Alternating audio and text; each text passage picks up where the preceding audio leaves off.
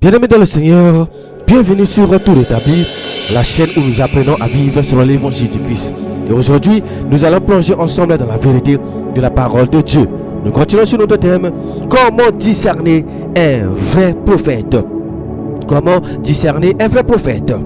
Frères et sœurs en Christ, écoutez bien. Je ne viens pas aujourd'hui pour flatter qui que ce soit, ni pour caresser vos émotions religieuses. Je viens arracher les fondements pourris de vos doctrines fabriquées dans les écoles des faux oins. Nous sommes arrivés à un niveau de pourriture où les gens disent ouvertement. Oui, autrefois, Dieu appelait directement. Mais aujourd'hui, c'est différent. Aujourd'hui, Dieu passe par des pères spirituels, par des écoles, par des réseaux d'imposition de main. Mensonges diaboliques, doctrine des démons, poison spirituel, séduction de la génération adultère. Écoutez-moi bien, le Dieu de la Bible ne change pas. Ce qu'il a fait avec les prophètes d'hier est exactement le même modèle pour les prophètes d'aujourd'hui. Il a déclaré dans Malachie 3 verset 6, car je suis l'Éternel, je ne change pas. Le prophète est ordonné par Dieu avant même sa naissance. Jérémie 1 verset 4 à 5, avant que je t'eusse formé dans le ventre de ta mère, je te connaissais. Avant que tu fusses sorti du sein, je t'avais consacré, je t'avais établi prophète des nations. C'est clair. Le plan prophétique est scellé avant même que tes parents pensent avoir un enfant. Aucun homme sur cette terre n'a ajouté son doigt sur cet appel. Aucune dénomination, aucun père spirituel, aucune conférence prophétique, Dieu n'a consulté personne pour établir Jérémie. Et toi, pauvre religieux, tu viens dire que maintenant Dieu a changé sa méthode? Dieu est devenu conseiller du Tout-Puissant? L'appel prophétique est toujours une initiative personnelle de Dieu. Prenons Samuel. Regarde bien la scène dans 1 Samuel 3, verset 4 à 10. Dieu l'appelle. Samuel entend la voix lui-même. Ce n'est ni Élie, ni un pasteur, ni un parrain spirituel qui lui dit: mon fils, tu es prophète à partir d'aujourd'hui. Dieu descend lui-même, Dieu parle lui-même, Dieu appelle lui-même. Les faux prophètes modernes veulent inverser l'ordre divin en disant: ton père spirituel active ton appel prophétique. Je libère ton manteau prophétique aujourd'hui. Je te relâche dans ton ministère prophétique. Blasphème spirituel, abomination de la chair, supercherie des églises commerciales. Nul ne s'auto-appelle prophète, ni ne se fait nommer par les hommes. Écoute encore Hébreux 5 verset 4. Nul ne s'attribue cette dignité s'il n'est appelé de Dieu. Aujourd'hui, on voit les prophètes auto-désignés. J'ai senti l'appel sur ma vie. J'ai eu beaucoup de songes, donc je suis prophète. J'ai fait 3 guérisons, donc j'entre dans le bureau prophétique. Non, non et encore non. Tu n'es qu'un manipulateur d'émotions qui joue avec le feu éternel, qui joue avec l'enfer. Le vrai prophète n'est pas le produit d'une sensation personnelle. Il n'est pas le fruit d'une émotion collective. Il est le résultat exclusif de l'élection souveraine de Dieu. Alléluia. Les écoles prophétiques d'aujourd'hui sont des usines à faux prophètes. Je répète encore, les écoles prophétiques d'aujourd'hui sont des usines à faux prophètes. Aujourd'hui, c'est devenu un commerce mondial. Les masterclass de prophétie, les séminaires d'onction accélérés, les programmes d'activation prophétique, les diplômes de prophètes certifiés international. Pure abomination satanique. Dieu n'a jamais établi des académies de fabrication prophétique. Dieu n'a jamais confié son appel aux marchands de la chair. Écoute ce que Paul déclare encore une fois dans Galates 1 verset 15 à 16. C'est lui qui m'avait mis à part dès le sein de ma mère et qui m'a appelé par sa grâce. Paul n'a pas reçu un certificat d'activation prophétique. Dieu l'a appelé seul, sans aucun sponsor humain. Dieu dénonce ces prophètes qui courent sans envoi. Jérémie 23 verset 21. Je n'ai point envoyé ces prophètes, et ils ont couru. Je ne les ai point parlé, et ils ont prophétisé. Ils courent, ils remplissent les salles, ils vendent des huiles et des mouchoirs. Ils déclarent des ainsi parle l'Éternel toutes les 5 minutes. Mais Dieu du ciel déclare sur eux: je ne les ai pas envoyés. Le vrai prophète est dans le plan de Dieu avant sa naissance. Son appel est direct, personnel et surnaturel. Aucun homme, aucune école, aucune église ne peut le fabriquer. Celui qui se proclame prophète sans cet appel est déjà dans le mensonge. 90% de ceux qui se disent prophètes aujourd'hui sont de véritables ouvriers du diable déguisés en ministère de lumière. Si tu es choqué, c'est que le poison moderne t'a déjà endormi. Réveille-toi avant qu'il ne soit trop tard. Le test le plus dangereux que beaucoup n'appliquent pas, c'est le test de la doctrine. Voici l'un des signes pour reconnaître un faux prophète ou un vrai prophète. Si se lève un prophète, Deutéronome 13, verset 1 à 3. Si se lève un prophète qui te donne un signe ou un miracle, et que ce signe s'accomplisse, mais qu'il t'entraîne derrière un autre enseignement, tu dois le rejeter. Ce n'est pas moi qui parle, c'est écrit clair dans Deutéronome 13, verset 1 à 3. Même si ces paroles s'accomplissent, même si ces visions sont exactes, même s'il fait tomber les gens au ciel, même s'il connaît des secrets familiaux, si sa doctrine t'éloigne de la pureté des Écritures, il est déjà faux. C'est clair. Le vrai prophète enseigne exactement ce que les apôtres ont laissé. Il ne modifie pas l'évangile pour flatter les foules. Il ne baisse pas la parole pour satisfaire les sponsors. Mais que font les faux prophètes d'aujourd'hui? Ils tordent la doctrine sur tous les domaines. Ils autorisent le divorce et le remariage, alors que le conjoint est encore vivant. On les voit aujourd'hui, ils sont divorcés, remariés, ils sont des adultères. C'est clair, on les voit, mais ils prophétisent, ils montent sur le pupitre, ils prêchent, alors que c'est des adultères. Ils lèvent des femmes pasteurs, des femmes apôtres, alors que l'Écriture interdit à la femme d'enseigner. Ils prêchent une prospérité sans sanctification. Ils promettent le ciel à ceux qui vivent encore dans les péchés sexuels. Ils transforment la dîme en commerce personnel. Ils suivent le message de la croix et refusent de prêcher la vraie repentance. C'est pourquoi Galates 1, verset 8 à 9 nous dit: quand nous-mêmes, quand un ange du ciel annoncerait un autre évangile que ce que nous avons prêché, qu'il soit anathème, c'est-à-dire qu'il soit maudit. Même un ange du ciel qui descend avec une lumière éclatante, s'il enseigne autre chose que ce que les apôtres ont établi, il est maudit. Celui qui est de Dieu garde la doctrine des apôtres. C'est clair. Même si c'est un prophète, même si c'est un docteur, il doit garder la doctrine des apôtres. Celui qui est du diable mélange la vérité et le mensonge.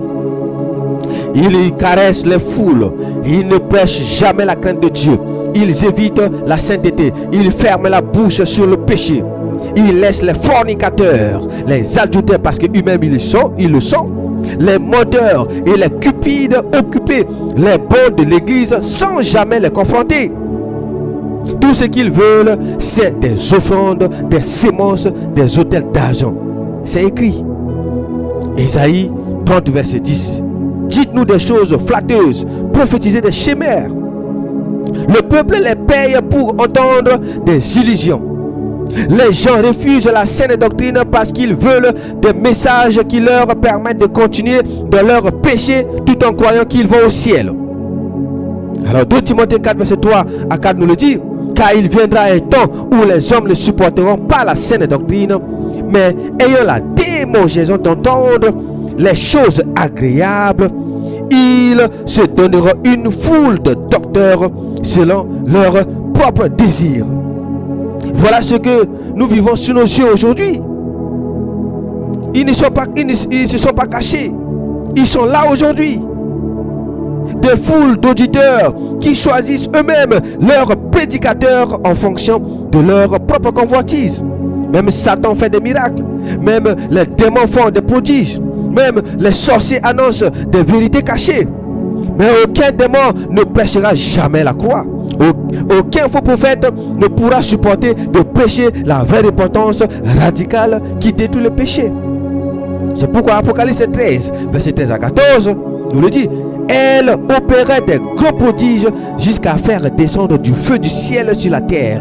Elle séduisait les habitants de la terre par les prodiges, les miracles, les visions, les révélations ne prouvent rien. Ce qui dévoile un vrai prophète, c'est sa fidélité absolue à la sainte doctrine apostolique, même si cela lui coûte sa popularité. Suis la doctrine, observe les Écritures, reste collé à la parole. Le vrai prophète est esclave de la doctrine de Christ. Le faux prophète est libre dans ses inventions humaines. Leurs fruits les trahissent. Leur doctrine peut être maquillée pendant un temps, mais leurs fruits finissent toujours par les exposer. Et Matthieu 7, verset 15 à 20 nous le dit. Gardez-vous des faux prophètes. Ils viennent à vous en vêtements de brebis, mais au-dedans, ce sont des loups ravisseurs. Vous les reconnaîtrez à leurs fruits. Cueille-t-on des raisins sur des épines ou des figues sur des charbons? Ainsi, tout bon arbre porte de bons fruits, mais le mauvais arbre porte de mauvais fruits. Tu ne peux pas prétendre parler de la part de Dieu et marcher dans la pourriture personnelle. Ta vie finira toujours par te trahir. Regarde la génération actuelle de faux prophètes. Ils divorcent et se remarient sans honte, en piétinant l'alliance du mariage que Dieu a institué. C'est grave. Ils vivent dans l'adultère permanent, changeant de femme comme on change de chemise, tout en tenant un micro sacré. Ils ont élevé le luxe au rang du ministère, jet privé, montre en or, villa de millions, pendant que les brebis meurent dans la pauvreté. Leur évangile est centré sur eux-mêmes. Tout tourne autour de leur hôtel personnel, leur onction spéciale. Ils exigent qu'on s'agenouille devant eux, qu'on les appelle papa, oracle, général, lion, aigle, visionnaire. Tout est centré sur leur gloire personnelle, leur renommée et leur empire financier. C'est pourquoi Philippiens 3, verset 19 nous dit: leur fin sera la perdition. Ils ont pour Dieu leur ventre. Ils mettent leur gloire dans ceux qui font leur honte. Mais ne pensent qu'aux choses de la terre. Leur Dieu, c'est leur ventre. Leur ministère, c'est leur business. Leur appel, c'est leur commerce. Ils vivent dans le mensonge permanent, tromperies dans des finances, faux miracles arrangés, faux témoignages montés, faux combats spirituels montés en scène, faux combats contre les sorciers où ils sont eux-mêmes des collaborateurs de ces sorciers ou de ces ténèbres. C'est pourquoi 2 Pierre 2 verset 3 dit: il y a parmi le peuple des faux prophètes, et il y aura de même parmi vous des faux docteurs. Plusieurs les suivront dans leur dissolution. Par cupidité, ils trafiqueront de vous au moyen de leurs paroles trompeuses. Ils exploitent la détresse du peuple. Ils vendent des prières privées. Ils vendent des prophéties personnalisées. Ils vendent des graines d'élévation. Ils vendent des fausses délivrances.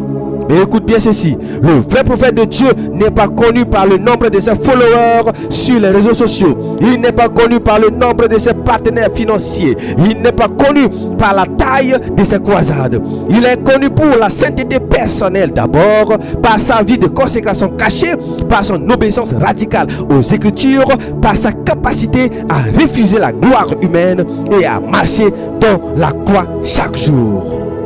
Alors Jean 3 verset 3 nous le dit. Il faut qu'il croisse et que moi je diminue. Le faux prophète veut toujours croître lui-même. Le vrai prophète cherche à disparaître pour laisser Christ régner. Regarde leur famille.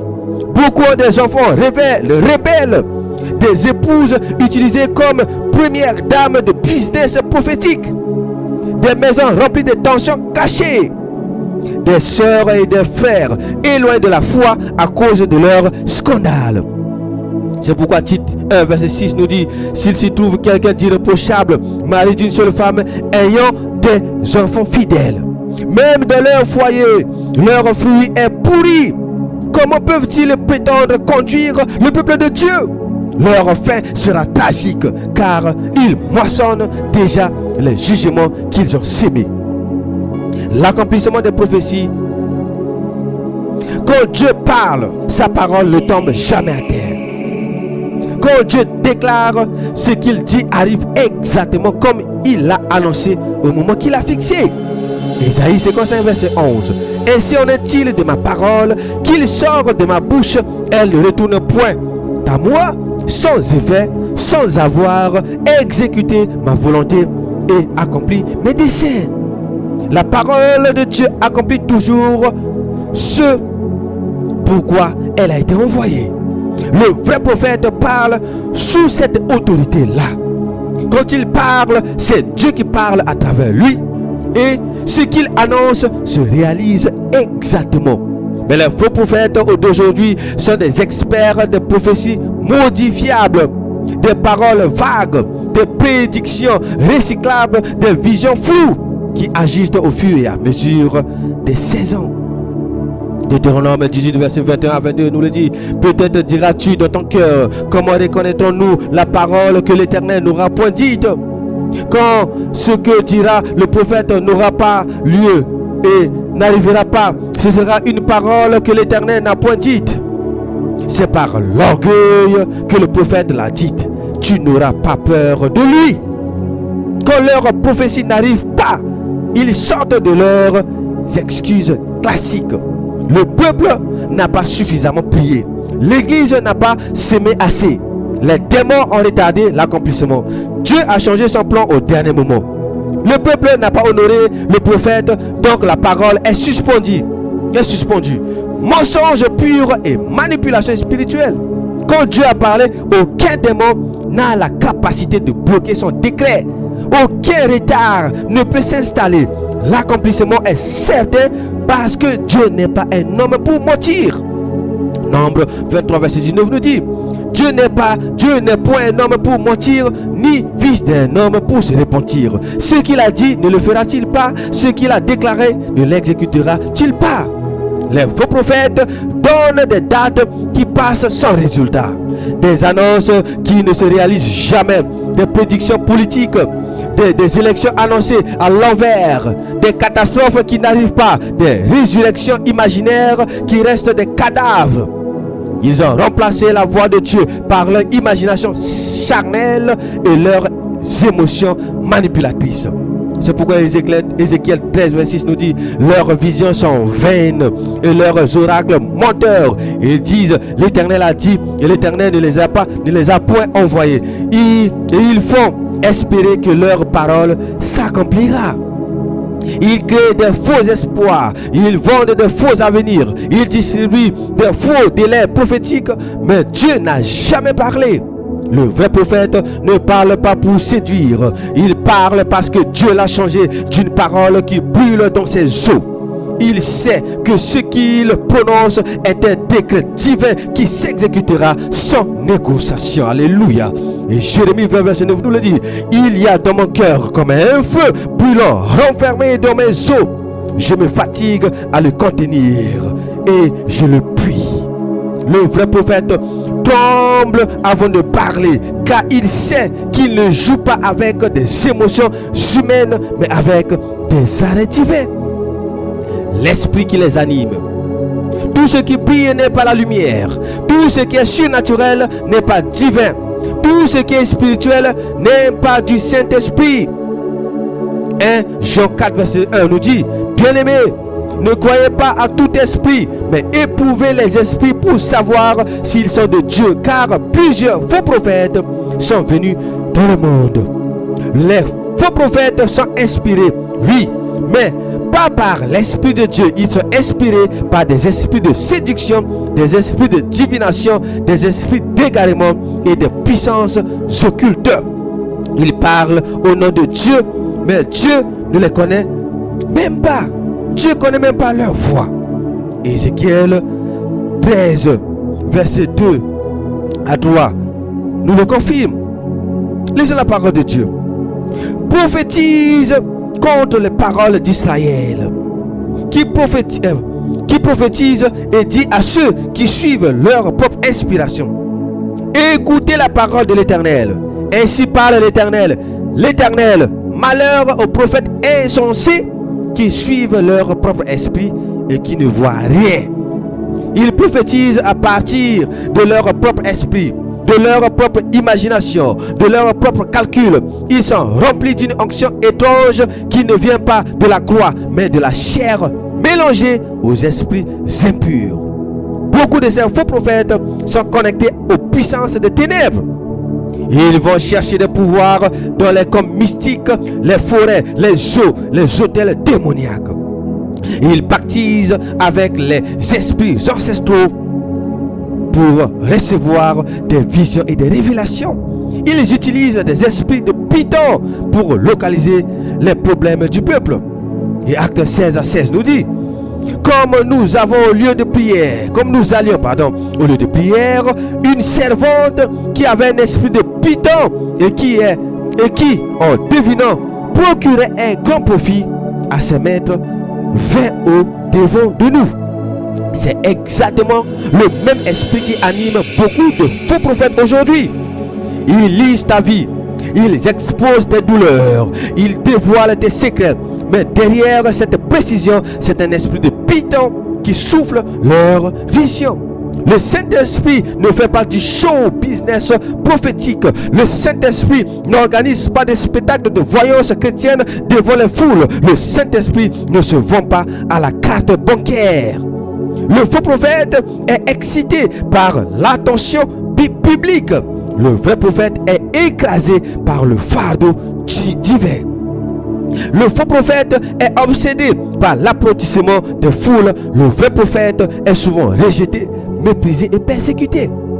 Jean 15, verset 19 nous le dit: si vous étiez du monde, le monde aimerait ce qui est à lui. Mais parce que vous n'êtes pas du monde, c'est pour cela que le monde vous hait. Le Saint-Esprit élève toujours la sainteté, la crainte de Dieu, la repentance authentique, la séparation du péché. Le faux prophète, animé par l'esprit d'illusion, contourne toujours la croix pour séduire la chair. Les souffrances du prophète. Le vrai prophète de Dieu porte la croix avant de porter le micro. Il passe d'abord par l'écrasement avant de parler à la foule. Il est d'abord rejeté, persécuté, isolé, méprisé avant d'être écouté. Matthieu 5, verset 11 le dit: heureux serez-vous lorsqu'on vous outragera, qu'on vous persécutera et qu'on dira faussement de vous toutes sortes de mal à cause de moi. Réjouissez-vous et soyez dans l'allégresse, parce que votre récompense sera grande dans les cieux, car c'est ainsi qu'on a persécuté les prophètes qui ont été avant vous. Le faux prophète est toujours acclamé par les foules. Le vrai prophète dérange toujours les foules. Regarde le modèle des prophètes bibliques. Jérémie fut bâti, mis en prison, rejeté par les prêtres. Élie fut poursuivi par Jézabel et isolé dans le désert. Zacharie fut lapidé entre l'autel et le sanctuaire. Jean-Baptiste fut décapité pour avoir dénoncé le péché d'Hérode. Paul fut emprisonné, battu de verge, lapidé, haï par ses propres frères. C'est pourquoi 2 Corinthiens 11, verset 23, verset nous le dit: souvent en prison, frappé plus que de mesure, souvent en danger de mort, par des veilles, par la faim et la soif, par des jeûnes multipliés, par le froid et le dénuement. Voilà la vraie empreinte du ministère authentique. Mais les faux prophètes modernes sont assis sur des trônes dorés. On les voit aujourd'hui. Ils ne se sont pas cachés. Dans leur fausse église, ils sont assis sur des trônes dorés, des chaises en or. Ils sont adulés par les foules. Ils sont reçus comme des rois. Ils sont escortés comme des présidents. Ils sont entourés d'une armée de serviteurs qui leur cirent les chaussures spirituelles. Luc 16, verset 6 nous dit: malheur lorsque tous les hommes diront du bien de vous, car c'est ainsi qu'agissait leur père à l'égard des faux prophètes. Ils vivent dans le luxe pendant que le peuple souffre. Ils mangent à la table des rois alors que leurs fidèles jeûnent pour eux. Ils construisent des empires financiers sur le dos de ceux qui espèrent encore un miracle de délivrance. Le vrai prophète est souvent seul. Il paye un prix lourd dans sa chair et dans son âme. Il vit souvent dans l'opprobre, les larmes, les combats intérieurs, la souffrance du rejet. Il porte le fardeau du peuple devant Dieu en pleurant. Il n'est pas dans les selfies de croisière prophétique et les hôtels 5 étoiles. C'est pourquoi Lamentation 3 verset 28 avait nous le dit: il se tiendra solitaire et silencieux parce que l'Éternel le lui impose. Il mettra sa bouche dans la poussière sans perdre l'espérance. Celui qui refuse la souffrance refuse le véritable manteau prophétique. La souffrance est la forge du vrai prophète. C'est dans le feu qu'il est façonné, dans la douleur qu'il est affermi, dans les persécutions qu'il est purifié. Alors, le test final du peuple. Si les faux prophètes existent, ce n'est pas seulement parce qu'ils sont rusés, c'est parce que le cœur du peuple est tordu. C'est pourquoi Deutéronome 13, verset 3 nous dit: car l'Éternel votre Dieu vous éprouve pour savoir si vous aimez l'Éternel votre Dieu de tout votre cœur et de toute votre âme. Dieu laisse les faux prophètes prospérer comme un filtre dans l'église. Les faux prophètes sont des instruments de tri. Ils existent pour révéler qui cherche Dieu sincèrement et qui cherche ses propres convoitises. Les gens courent derrière les faux prophètes parce qu'ils veulent des raccourcis vers la richesse, des mariages rapides, des promotions surnaturelles, des solutions magiques sans repentance, des délivrances instantanées sans sanctification. Ils ne veulent pas de la croix, ils veulent des résultats visibles ici et maintenant. C'est pourquoi Ézéchiel 14, verset 3 à 4 nous le dit: ces hommes ont élevé leurs idoles dans leur cœur. Je leur donnerai moi-même en fonction de la multitude de leurs idoles. Le faux prophète vient confirmer les idoles du cœur des gens. Il leur dit exactement ce qu'ils veulent entendre. Il nourrit leur convoitise, il flatte leur chair, il camoufle leurs péchés sous des prophéties de faveur. Les prophètes prophétisent avec mensonge. Les sacrificateurs dominent sous leur conduite et mon peuple prend plaisir à cela. Jérémie 5, verset 31. Le peuple aime ça. Le peuple veut ça. Le peuple applaudit ça. C'est pourquoi Dieu les livre à leur propre aveuglement. 2 Thessaloniciens 2, verset 10 à 12 nous le dit. Parce qu'ils n'ont pas reçu l'amour de la vérité pour être sauvés, aussi Dieu leur envoie une puissance d'égarement pour qu'ils croient au mensonge afin que tout soit condamné. Dieu leur envoie une puissance d'égarement. Ils croient au mensonge parce qu'ils ont rejeté la vérité. Ils n'ont pas été trompés par accident. Ils ont choisi d'aimer les faux prophètes qui caressent leurs désirs charnels. Le faux prophète est la conséquence directe de l'état spirituel du peuple.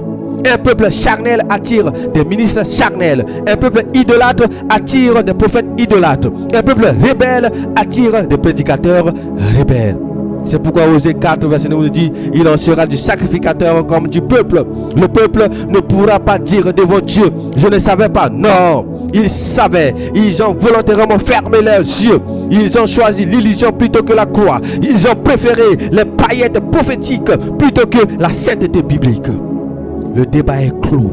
Les Écritures ont parlé. Le vrai prophète n'est pas déterminé par la foule qui l'acclame, ni par les miracles qu'il fait, ni par le nombre de followers, ni par la précision de ses visions. Le vrai prophète est validé par l'appel souverain de Dieu avant sa naissance, par la fidélité absolue à la saine doctrine des apôtres, par une vie de sainteté personnelle irréprochable, par des prophéties qui s'accomplissent exactement sans ajustements humains, par l'Esprit Saint qui anime son ministère dans la crainte de Dieu, par la souffrance qu'il endure pour défendre la vérité, et par le tri que Dieu fait dans les cœurs des hommes pour savoir qui aime réellement sa parole. Tous ceux qui refusent les critères, quelle que soit la beauté de leur ministère, quelle que soit la puissance de leur manifestation, sont des faux prophètes voués à la condamnation. C'est pourquoi Matthieu 7, verset 22 nous dit, à 23 nous dit, plusieurs me diront ce jour-là, Seigneur, Seigneur, n'avons-nous pas prophétisé par ton nom? Vous voyez, n'avons-nous pas fait beaucoup de miracles par ton nom? N'avons-nous pas chassé des démons par ton nom? Je leur dirai ouvertement, retirez-vous de moi, vous qui commettez l'iniquité. Que celui qui a des oreilles entende ce que l'Esprit dit aux églises. C'était votre frère Rodrigue Simba Tombinine. Demeurez toujours bénis dans la paix de notre Seigneur et Sauveur Jésus-Christ.